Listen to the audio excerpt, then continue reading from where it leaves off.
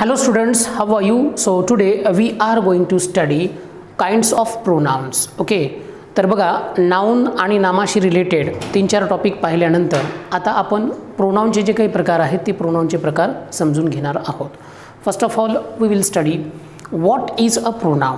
Right, pronoun is a word which is used instead of a noun असं त्याला तुम्ही म्हणू शकता, किंवा pronoun is a word which is used to avoid repetition of a noun.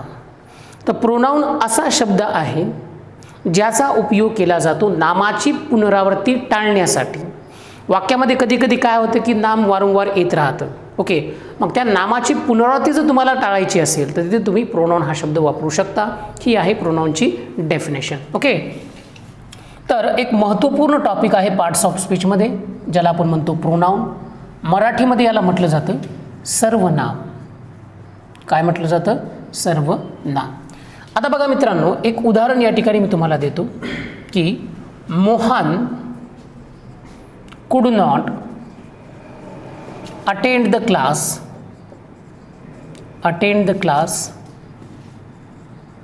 Because Mohan was ill. आता हे वाक्य नीट पहा. Mohan could not attend the class because Mohan was ill. आता या ठिकाणी पहिल्यांदा मोहन आलं, ठीक आहे, पण दुसऱ्यांदा जर समजा इथं मोहन येत असेल तर मग त्या ठिकाणी रिपिटेशन होत आहे. तिथं काय होत आहे? पुनरावृत्ती होत आहे.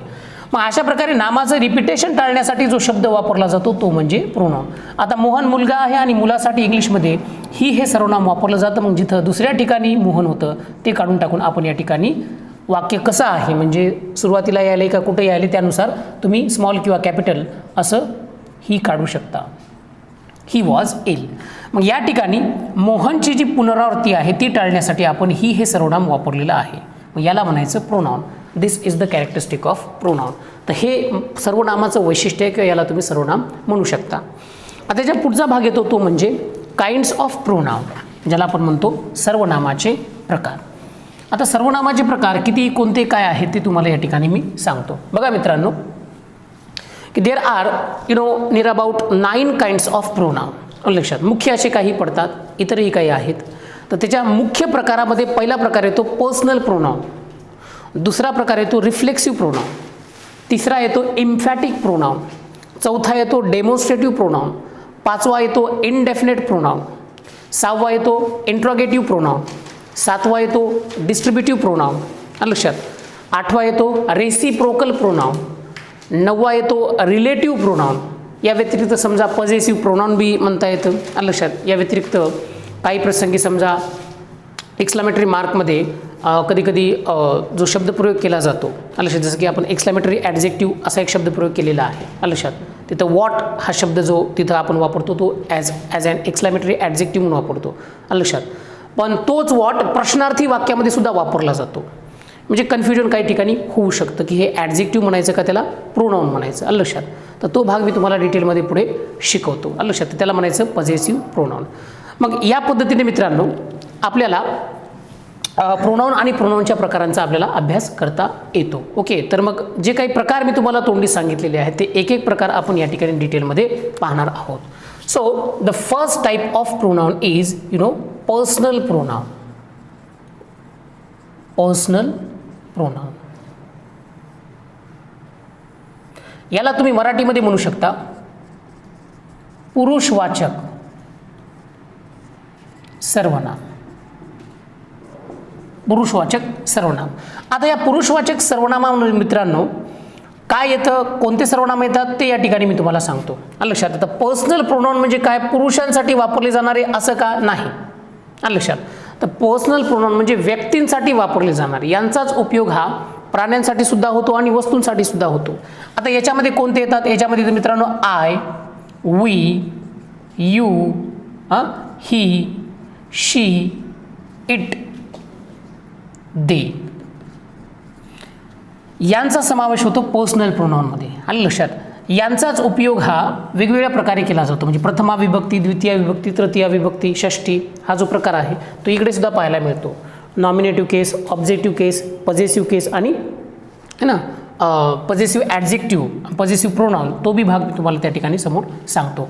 तर हे आहेत मित्रांनो पर्सनल प्रोनाउन जे व्यक्तींसाठी वापरले जातात. जसं ही आपण मोहनसाठी वापरलं, फिमेलसाठी शी वापरतो आपण, निर्जीव घटकांसाठी इट वापरतो, प्लुरल नाऊनसाठी दे वापरतो.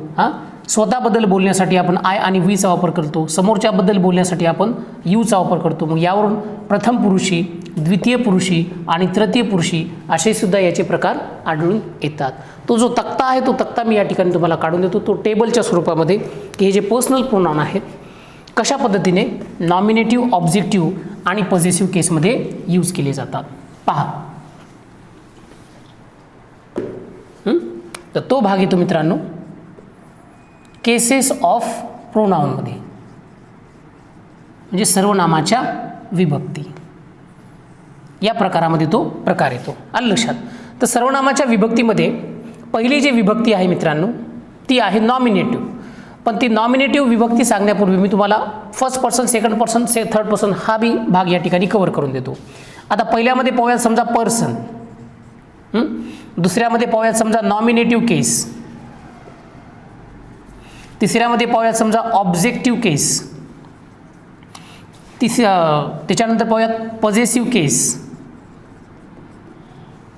आणि याच्याच बाजूला आपण पाहूयात पॉझिटिव्ह प्रोनाउन. खाली लिहून देतो बाकी. आता पहा नॉमिनेटिव्ह केस म्हणजे प्रथमा विभक्ती, ऑब्जेक्टिव्ह केस म्हणजे द्वितीय विभक्ती, पॉझिटिव्ह केस म्हणजे षष्ठी विभक्ती आणि पॉझिटिव्ह प्रोनाउन हे बी इथंच तुम्हाला शिकून टाकतो. लक्षात. आता या ठिकाणी पहा पर्सन म्हणजे काय मित्रांनो, first person, first person pronoun. तर फर्स्ट पर्सन प्रोनाउन कोणते आहेत याच्यामध्ये येतं आय आणि वी. आता या आयची जी द्वितीया केली जाते ती मी होते, पॉझिटिव्ह केसमध्ये माय वापरलं जातं आणि पॉझिटिव्ह प्रोनाउनमध्ये माईनचा प्रयोग केला जातो. दोघांमध्ये डिफरन्स आहे, कधी वापरायचं हे आणि कधी वापरायचं ते तुम्हाला मी सांगतो नंतर. लक्षात. त्याच्यानंतर फर्स्ट पर्सनमध्ये वीचा समावेश होतो. वी आहे प्रथमा विभक्ती, अस आहे द्वितीया, आवर आहे पॉझिटिव्ह केस आणि आवर्स आहे पॉझिटिव्ह प्रोनाउन. लक्षात. प्रथमा विभक्ती, द्वितीय विभक्ती, षष्ठी विभक्ती आणि पॉझिटिव्ह प्रोनाउन म्हणजे स्वामित्वदर्शक किंवा मालकीदर्शक सर्वनाम. तर हा भाग येतो मित्रांनो पूर्ण फर्स्ट पर्सन प्रोनाउनमध्ये. हे सगळे प्रथम पुरुषी आहेत. लक्षात. प्रथम पुरुषी म्हणजे काय, जेव्हा व्यक्ती म्हणजे ज्या प्रोनाउनचा उपयोग तुम्ही स्वतःबद्दल बोलण्यासाठी करता, स्वतःसाठी बोलण्यासाठी ज्या सर्वनामाचा वापर केला जातो त्यांना म्हणायचं प्रथम पुरुषी. तर हे आहेत फर्स्ट पर्सन प्रोनाउन. किती, दोन, आय आणि वी. यानंतर आपण पाहूयात second person pronoun. Second person pronoun एकच आहे मित्रांनो, ते म्हणजे यू. लक्षात. म्हणजे नॉमिनेटिव्ह केस म्हणजे प्रथमा विभक्तीच्या ठिकाणी यूचा वापर करायचा, द्वितीय विभक्तीच्या ठिकाणी यूचाच वापर करायचा, पॉझिटिव्ह केसच्या ठिकाणी मात्र युअर म्हणायचं आणि पॉझिटिव्ह प्रोनाउनला म्हणायचं युअर्स.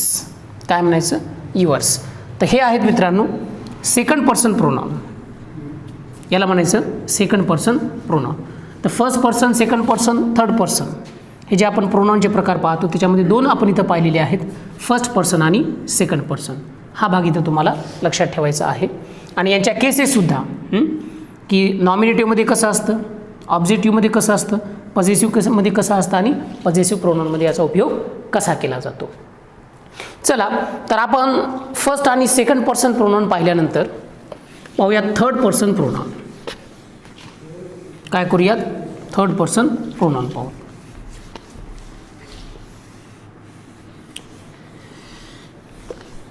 आता थर्ड पर्सन प्रोनाउनमध्ये काय येतं पहा बघा. थर्ड पर्सन प्रोनाउन याच्यामध्ये काय येतात, 3 ते 4 प्रकारचे सर्वनाम येतात. याच्यामध्ये ही एक येतं मित्रांनो, शी एक येतं, इट एक येतं आणि दे येतं. आता हीचा जो बदल होतो ऑब्जेक्टिव्हमध्ये तो हिम होतो, शीचा जो बदल होतो ऑब्जेक्टिव्हमध्ये हर होतो, इटचा जो बदल होतो तो इटच राहतो, परंतु देचा जो बदल आहे तो होतो देम. काय होतो, देम. त्यानंतर इथं पॉझिटिव्ह केसमध्ये इथं वापरायचं हीच, याचं हरला हर राहतं, याचा मात्र बदल इट्स होतो आणि याचा बदल होतो देअर. आता यांचे पॉझिटिव्ह प्रोनाउन कसे होतात पहा. हिजला हिज जशाला तसं, हरचं होतं हर्स, इट्सचं होतं इट्स आणि देअरचं होतं देअर्स. या पद्धतीने तुम्ही थर्ड पर्सन प्रोनाउन वापरू शकता. थर्ड पर्सन प्रोनाउन आहे ते ही, शी, इट आणि दे. ही, शी, इट आणि दे. आता थर्ड पर्सन कुठे वापरले जातात, सेकंड पर्सन कुठे वापरले जातात आणि फर्स्ट पर्सन कुठे वापरले जातात. फर्स्ट पर्सनचं सांगितलं. सेकंड पर्सन म्हणजे समोरच्या व्यक्तीसाठी तुम्ही वापरता. तुमच्या समोर जो व्यक्ती उभा आहे त्याला बोलायचं असेल तर कोणते प्रोनाउन वापरता, यू. आता दोन व्यक्ती जेव्हा तिसऱ्या व्यक्तीबद्दल बोलतात तेव्हा तिथं थर्ड पर्सन प्रोनाउन वापरायचे. ही, शी, इट आणि दे यांचा प्रयोग तिथं त्या ठिकाणी तुम्ही करू शकता. तर याच्यानंतर मी तुम्हाला सांगतो मित्रांनो, परीक्षेमध्ये या पॉईंटवर कसे प्रश्न विचारले जातात ते आपण या ठिकाणी समजावून घेऊयात. एक्झाममध्ये याच्यावर प्रश्न कसा असतो. चला, की केसेस ऑफ प्रोनाउन किंवा हा एकंदरीत जो प्रकार आपण पाहिलेला आहे आज, त्यामध्ये परीक्षेमध्ये प्रश्न कसे येतात, कशा रीतीने विचारले जातात तो भाग आपण इथं पाहूयात. तर परीक्षेमध्ये मित्रांनो पॉझेसिव्ह केस आणि पॉझेसिव्ह प्रोनाउनवर प्रश्न असतो. कसा पहा, पॉझेसिव्ह केस नंतर काय केलं जातं मित्रांनो, नामाचा उपयोग केला जातो. उदाहरणार्थ पॉझेसिव्ह केसेस कोणत्या पाहिल्या आपण, माय कार. मायच्या नंतर काय वापरले मी, कार वापरलं. पण पॉझेसिव्ह प्रोनाउन जो आहे ते स्वतंत्रपणे वापरलं जातं, माइन. म्हणजे तुम्ही असं नाही म्हणू शकता की माइन कार, ते ग्रॅमॅटिकली इनकरेक्ट आहे. ओके, कसं तर पहा, this is our house, full stop. यावर काय झालं, पॉझेसिव्ह केस. पण सर जर समजा मी असं वाक्य म्हणलं, this house is OURS hours, हे आवर झालं पॉझेसिव्ह प्रोनाउन. आलं लक्षात. म्हणजे आवर आणि आवर्समध्ये डिफरन्स काय आहे, आवरच्या नंतर येतं नाम, पण आवर्स मात्र स्वतंत्रपणे वापरलं जातं. हा फरक तुम्हाला या ठिकाणी लक्षात घ्यायचा आहे की what is the difference between our and ours. चला, असा एक प्रश्न असतो, त्यामुळे याच्यावर तुम्हाला प्रश्न आला पाहिजे. आणि जेंडर शिकवत असताना कोणत्या नामासाठी कोणतं पर्सनल प्रोनाउन वापरायचं ते मी तुम्हाला ऑलरेडी सांगितलेलं आहे. याचबरोबर जे काही केसेस ऑफ प्रोनाउनमध्ये मी सांगितलं तुम्हाला की फर्स्ट पर्सन जे प्रोनाउन असतात किंवा मग नॉमिनेटिव्ह केसमधले, नॉमिनेटिव्ह केसमधले जे प्रोनाउन, उदाहरणार्थ आय आहे, वी आहे, ही आहे, शी आहे, इट आहे, यू आहे, ETC, यांचा उपयोग जो आहे मित्रांनो ॲज अ सब्जेक्ट म्हणून होत असतो वाक्यामध्ये. काय म्हणून, सब्जेक्ट म्हणून होत असतो. ऑब्जेक्टिव्ह केसमधले जे काही सर्वनाम आहेत, समजा आयचा बदल मी, वीचा बदल अस, हीचा बदल हिम, शीचा बदल हर किंवा इट, ETC, यांचा जो उपयोग आहे ना तो ऑब्जेक्ट म्हणून होत असतो. काय म्हणून होतो, ऑब्जेक्ट म्हणून होत असतो. आणि जे पॉझेसिव्ह केसमधले जे आहेत, उदाहरणार्थ मीचं होतं माय, असचं होतं आवर, हिमचं होतं हिज, यांचा उपयोग जो आहे तो तुम्ही ॲज अन ॲडजेक्टिव्ह म्हणून करू शकता. काय म्हणून करू शकता, ॲडजेक्टिव्ह म्हणून करू शकता. म्हणजे हे येतात सब्जेक्टच्या जागी, हे येतात ऑब्जेक्टच्या जागी आणि हे येतात ॲडजेक्टिव्हच्या जागी. हा एक भाग जो आहे प्रोनाउनशी रिलेटेड तुम्हाला लक्षात ठेवायचा आहे. चला, आता याच्यानंतर आपण पाहूयात मित्रांनो की सर्वनामाचे दुसरे प्रकार. ओके, आता सर्वनामाच्या दुसऱ्या प्रकारामध्ये काय येतं की रिफ्लेक्सिव्ह प्रोनाउन आणि इम्फॅटिक प्रोनाउन.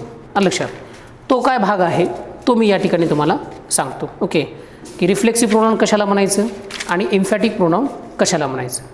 ओके, चला घेऊयात हा पण भाग ज्याच्यामध्ये आपल्याला पाहायचं आहे की difference between reflexive pronoun and emphatic pronoun.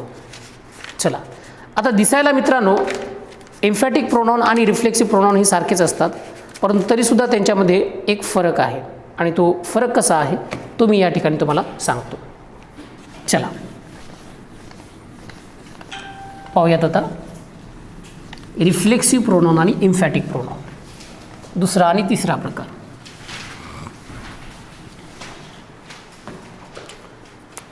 पहा, दुसऱ्या प्रकारामध्ये येतं रिफ्लेक्सिव्ह प्रोनाउन आणि तिसरा प्रकार येतो एम्फॅटिक प्रोनाउन.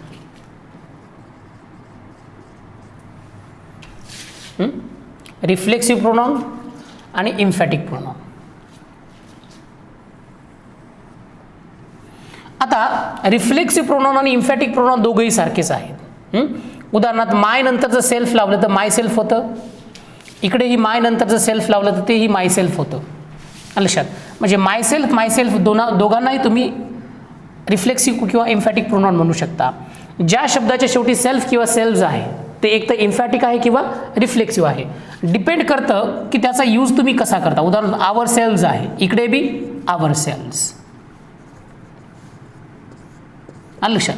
त्याच्यानंतर समजा युअर सेल्फ आहे, युअर सेल्व्स, इकडे बी युअर सेल्व्स. त्यानंतर समजा हिमसेल्फ आहे, इकडे बी हिमसेल्फ. सिंग्युलर असेल तर युअर सेल्फ SELF येतात एकवचनीसाठी. तर बघा मित्रांनो, रिफ्लेक्सिव्ह प्रोनाउनचा जो उपयोग आहे तो क्रियापदाच्या नंतर होतो. उदाहरणार्थ समजा मी वाक्य असं लिहिलं, आय सॉ माय सेल्फ. ट्रिकमध्ये लक्षात कसं ठेवा की रिफ्लेक्सिव्ह प्रोनाउन जे आहेत ते क्रियापदाच्या नंतर येतात. व्ही प्लस रिफ्लेक्सिव्ह प्रोनाउन, म्हणजे क्रियापदाच्या नंतर जर यांचा उपयोग झाला तर यांना म्हणायचं रिफ्लेक्सिव्ह प्रोनाउन. क्रियापद कोणतं आहे? सॉच्या नंतर माय सेल्फ आलं, याला म्हणायचं रिफ्लेक्सिव्ह प्रोनाउन. आणि जर समजा सब्जेक्टच्या नंतर एस प्लस जे काही येईल त्याला म्हणायचं एम्फॅटिक प्रोनाउन. किंवा दुसरी एक ट्रिक तुम्ही इथं लक्षात ठेवू शकता, क्रियापदाच्या अगोदर. काय लक्षात ठेवू शकता? क्रियापदाच्या अगोदर. सब्जेक्टच्या नंतर म्हणण्यापेक्षा आता एकाला सांगितलं मी तुम्हाला क्रियापदाच्या नंतर, दुसऱ्याला सांगतो क्रियापदाच्या अगोदर. एम्फॅटिक प्रोनाउन जे आहे ते वर्बच्या अगोदर येतं. EP प्लस व्ही आणि व्ही प्लस RP. आता हेच माय सेल्फ समजा, तुम्ही वाक्य असं लिहिलं, I myself bought a car, full stop. आता इथं माय सेल्फ कुठं दिसायला पहा? क्रियापदाच्या अगोदर. लक्षात, हे क्रियापदाच्या अगोदर आलं तर याला म्हणायचं एम्फॅटिक प्रोनाउन, आणि क्रियापदाच्या नंतर आलं तर रिफ्लेक्सिव्ह प्रोनाउन. दोघांमध्ये हा डिफरन्स आहे. मग येऊ द्यात हे किती बी. लक्षात, आवर सेल्फ येऊ द्या, हिमसेल्फ येऊ द्या. उदाहरणार्थ, he himself confessed his crime. He himself confessed, कन्फेस्डच्या आधी हिमसेल्फ हवं, हिमसेल्फ एम्फॅटिक प्रोनाउन. पण ही किल्ड हिमसेल्फ, म्हणजे त्याने स्वतःला ठार मारलं, म्हणजे आत्महत्या केली. ही किल्ड हिमसेल्फ, किल्डच्या नंतर हिमसेल्फ आलं, मग हिमसेल्फ हा म्हणायचं रिफ्लेक्सिव्ह प्रोनाउन. मग दोघातला फरक लक्षात ठेवा, क्रियापदाच्या नंतर रिफ्लेक्सिव्ह, क्रियापदाच्या अगोदर एम्फॅटिक. बस या दोन ट्रिक लक्षात ठेवा. यानुसार तुम्ही दोघांमधला जो डिफरन्स आहे तो डिफरन्स ओळखू शकता. आता आपण बघूया तिथं सर्वनामाचे इतर प्रकार. ओके, याच्यामध्ये डेमॉन्स्ट्रेटिव्ह प्रोनाउन येतं मित्रांनो. Okay, number 4 demonstrative pronoun. याला म्हणायचं मित्रांनो दर्शक सर्वनाम. काय म्हणायचं? दर्शक सर्वनाम. आता दर्शक सर्वनामे कोणती आहे आणि त्याचा यूज काय आहे? दर्शक सर्वनामाचा उपयोग होतो मित्रांनो व्यक्ती किंवा वस्तू दाखवण्यासाठी. लक्षात, याचे दोन प्रकार पडतात. एक म्हणजे जवळची व्यक्ती किंवा वस्तू दाखवण्यासाठी वापरले जाणारे डेमॉन्स्ट्रेटिव्ह प्रोनाउन, आणि दूरची व्यक्ती किंवा वस्तू दाखवण्यासाठी वापरले जाणारे डेमॉन्स्ट्रेटिव्ह प्रोनाउन. लक्षात, आता पहा, जवळची व्यक्ती किंवा वस्तू दाखवायची असेल तर सिंग्युलर आणि प्लुरल दोन्ही लिहून देतो. सिंग्युलरमध्ये येतं धिस आणि प्लुरलमध्ये येतं दीज. आता दूरची व्यक्ती आणि वस्तू दाखवण्यासाठी सिंग्युलर आणि प्लुरल दोन्ही काढून दाखवतो. सिंग्युलरमध्ये येतं दॅट आणि प्लुरलमध्ये येतं दोज. आलं लक्षात. म्हणजे डेमॉन्स्ट्रेटिव्ह प्रोनाउन म्हणजे काय मित्रांनो, दर्शक सर्वनाम. धिस, दीज, सिंग्युलर प्लुरल कोणासाठी, जवळच्या व्यक्ती किंवा वस्तूसाठी. दॅट, दोज कोणासाठी, दूरची व्यक्ती किंवा वस्तूंसाठी. सिंग्युलर आहे दॅट, प्लुरल आहे दोज. आलं लक्षात. आणि यानंतर दुसरे आहेत मित्रांनो, त्याच्यामध्ये सच एक आहे आणि यॉन्डर एक आहे. सचचा अर्थ असा, अशी, अशी होतो आणि यॉन्डरचा अर्थ पलीकडे असा होतो. कसा होतो, पलीकडे. याचा अर्थ असा किंवा अशी होतो. Such is my life, yonder is his village, त्याचं गाव पलीकडे आहे. आणि धिस, दीज यांचा उपयोग हा स्वतंत्रपणे झाला तर यांना म्हणायचं डेमॉन्स्ट्रेटिव्ह प्रोनाउन. पण यांच्यानंतर जर नाम आलं तर त्याला म्हटलं जातं डेमॉन्स्ट्रेटिव्ह ॲडजेक्टिव्हज. लक्षात. उदाहरणार्थ समजा यांचे जर समजा वाक्य आपण बनवले तर ते कसे होतात पहा. धिसचा उपयोग सांगितला जवळची व्यक्ती किंवा वस्तूसाठी. उदाहरणार्थ this is my friend. This झालं डेमॉन्स्ट्रेटिव्ह प्रोनाउन. धिसच्या नंतर क्रियापद आलं पाहिजे. आलं लक्षात. दुसरं that was my. Okay, that was my bungalow, तो माझा बंगला होता. आता इथं दॅट वापरलं, दॅटच्या नंतर क्रियापद आपल्याला वापरता आलं पाहिजे. धिसच्या नंतर क्रियापद आलं पाहिजे. दॅट, धिस किंवा दॅट, दिस किंवा दोज यांच्यानंतर क्रियापदं जर आली लगेच तर यांना म्हणायचं आहे डेमॉन्स्ट्रेटिव्ह प्रोनाउन. हा भाग या ठिकाणी तुम्हाला लक्षात ठेवायचा आहे. यानंतर पाहूयात आपण मित्रांनो प्रोनाउनचा 5वा प्रकार, and that is indefinite pronoun. कोणता आहे, इनडेफिनेट प्रोनाउन.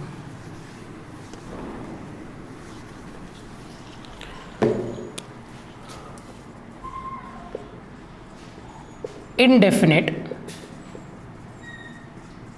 प्रोनाउन याला म्हणायचे अनिश्चित सर्वनाम. अनिश्चित सर्वनाम. आता अनिश्चित सर्वनामामध्ये काय येतं किंवा यांचा उपयोग कसा आहे की अनिश्चित व्यक्ती किंवा वस्तूंसाठी ज्या सर्वनामाचा उपयोग केला जातो त्याला म्हणायचं इनडेफिनेट प्रोनाउन. उदाहरणार्थ समबडी कोणीतरी, समवन कोणीतरी, एव्हरीथिंग प्रत्येक गोष्ट, नथिंग काहीच नाही, सम, मेनी, फ्यू, ऑल या सगळ्यांना म्हटलेलं आहे मित्रांनो इनडेफिनेट प्रोनाउन. आलं लक्षात. आता इनडेफिनेट प्रोनाउनमध्ये काय काय येतं, समबडी हे बडीवाले शब्द, एव्हरीबडी, नोबडी, नोबडी. त्यानंतर वन वन वाले एक येतात, समवन, एव्हरीवन आणि नो वन. आलं लक्षात. हे वन वन वाले एक शब्द येतात पहा, वन. आलं लक्षात. बडी, बडी, बडी, वन वन वन. त्यानंतर थिंग वाले शब्द, समथिंग, एव्हरीथिंग आणि नथिंग. प्रोनाउनचं वैशिष्ट्य असं की या प्रोनाउनच्या नंतर क्रियापद आलं पाहिजे. आलं लक्षात. या व्यतिरिक्त इतर काही आहे त्याच्यामध्ये समजा येतं many, few, all, one, ETC इत्यादी. आलं लक्षात. आता त्याच्यात खास पॉईंट लक्षात ठेवायचा आहे तुम्हाला असा, तो म्हणजे वन आणि एव्हरीवन, एव्हरीबडीची षष्ठी कशी केली जाते. पहा मित्रांनो, वनची जी षष्ठी आहे ती वन्स होते. One should respect one's parents. One's म्हणजे वनची षष्ठी कशी करायची, वन्स. एव्हरीवन किंवा एव्हरीबडीची हीज करायची. Everybody took his seat. आता एव्हरीबडी जर आलं तर एव्हरीबडीसाठी हीज वापरायचं. एव्हरीवन जर आलं तर एव्हरीवनसाठी हीज वापरायचं. परीक्षेत त्याच्यावर प्रश्न असेल. वनसाठी मात्र वन्सचा उपयोग करायचा, ONE''S. लक्षात. तर हा भाग सगळ्यात महत्त्वाचा आहे. इथं समजा परीक्षेमध्ये एकदा समजा म्हणण्यापेक्षा आलेलाच प्रश्न आहे, रिकामी जागा सोडून देतात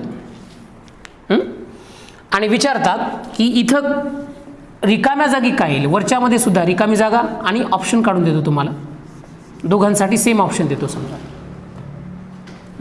ही रिकामी जागा, ही रिकामी जागा. आणि ऑप्शन आहेत समजा एमध्ये दिले त्यांनी देअर, बीमध्ये दिले त्यांनी वन्स, सीमध्ये दिले त्यांनी हीज आणि डीमध्ये दिले समजा इट्स.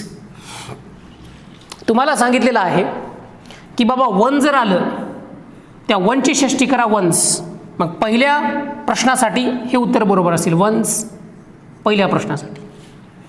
दुसऱ्या प्रश्नासाठी हे उत्तर बरोबर असेल हीज. इथे येणार हीज आणि इथे येणार वन्स. या पद्धतीने इंडेफिनिट प्रोनाउन हा प्रकार जो आहे तो तुम्ही लक्षात ठेवू शकता. ओके, तिथे सर्वनामाचा 5वा प्रकार जो आहे तो 5वा प्रकार कंप्लीट झालेला आहे. यानंतर 6वा प्रकार इथं आपण पाहूयात. 6व्या प्रकारामध्ये पाहूयात इंट्रॉगेटिव्ह प्रोनाउन, प्रश्नार्थी सर्वनाम.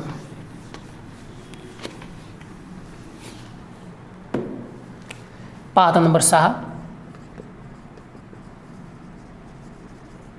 Interrogative pronoun. मराठीत म्हणू शकता प्रश्नार्थी सर्वनाम. पहा मित्रांनो, जेव्हा हू, whom, whose, which आणि whatचा उपयोग प्रश्न विचारण्यासाठी केला जातो तेव्हा त्यांना म्हणायचं प्रश्नार्थी सर्वनाम. उदाहरणार्थ who are you question mark, who झालं interrogative pronoun. whom did you invite to. आता whom आणि to यांचा एकमेकांशी संबंध येतो. टू whom म्हणायचं किंवा whom सुरुवातीला जर वापरलं तर शेवटी टू न्यायचं. आता whom झालं interrogative pronoun. whose is this phone, हा फोन कोणाचा आहे, whose अर्थ इथं काय कोणाचा.